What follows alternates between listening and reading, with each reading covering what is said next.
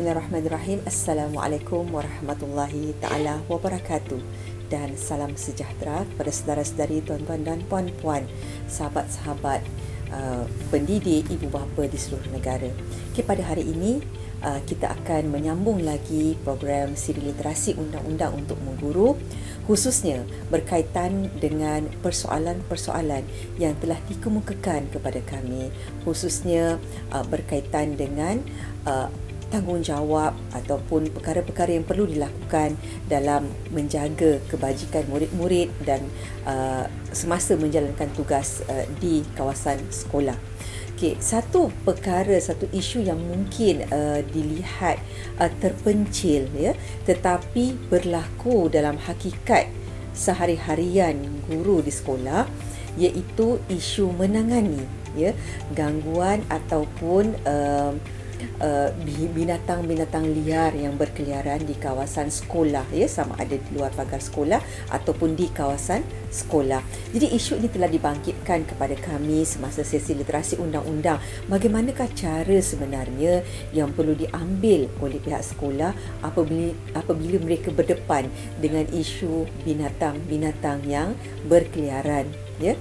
Sebelum kita menjawab persoalan ini, ingin saya menarik perhatian saudara-saudari, tuan-tuan dan puan-puan berkenaan dengan peruntukan undang-undang yang relevan ataupun berkaitan untuk kita ketahui. Okay.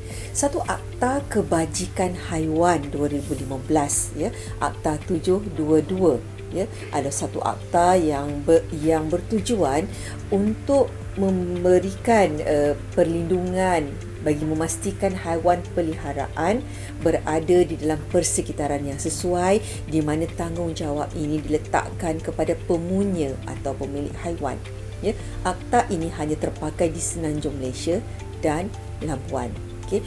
Secara umumnya, ya, akta ini secara tidak langsung adalah menolak amalan budaya animal is animal. Ya. Sebaliknya, ia bertujuan untuk memupuk sikap pemunya untuk menjadikan haiwan itu sebagai sebahagian daripada keluarga haiwan peliharaan tersebut, ya. Dan dalam satu segi yang lain juga, terdapatnya Akta Pemeliharaan Haiwan Liar 2010.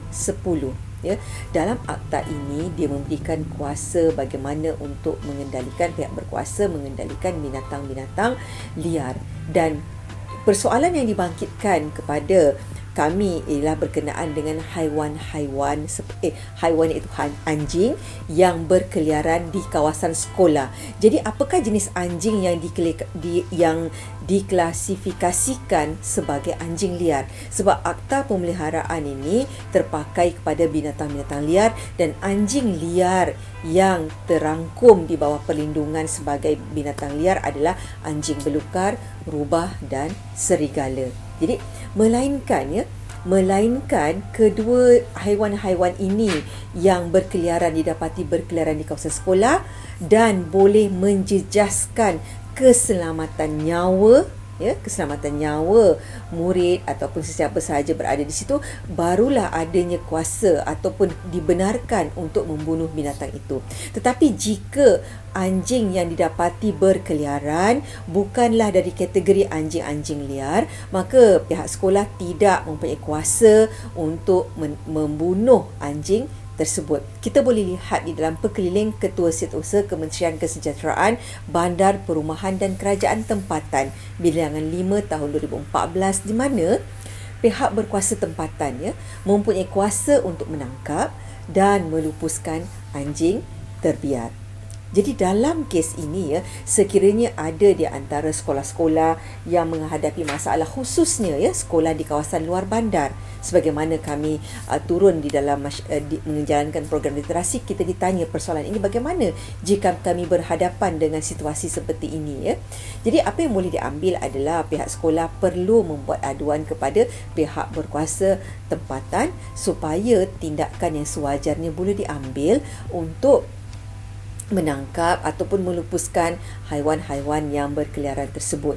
Dan pihak sekolah tidak boleh dengan sewenang-wenangnya mengambil tindakan, contohnya menembak, membunuh binatang tersebut, ya, sebab mereka tidak ada kuasa yang diberikan oleh undang-undang, dan ini boleh mencetuskan polemik, ya, daripada persatuan yang memelihara atau persatuan yang menyokong pemeliharaan haiwan-haiwan ini. Jadi dalam kes ini suatu aduan perlu dibuat kepada pihak berkuasa tempatan supaya tindakan yang sesuai diambil, dan juga tindakan pihak sekolah, ya, membuat aduan begini kepada pihak berkuasa tempatan adalah merupakan sebahagian dari langkah ataupun tugas berhati-hati sekolah pentadbiran dalam memastikan keselamatan dan juga kebajikan murid-murid di sekolah.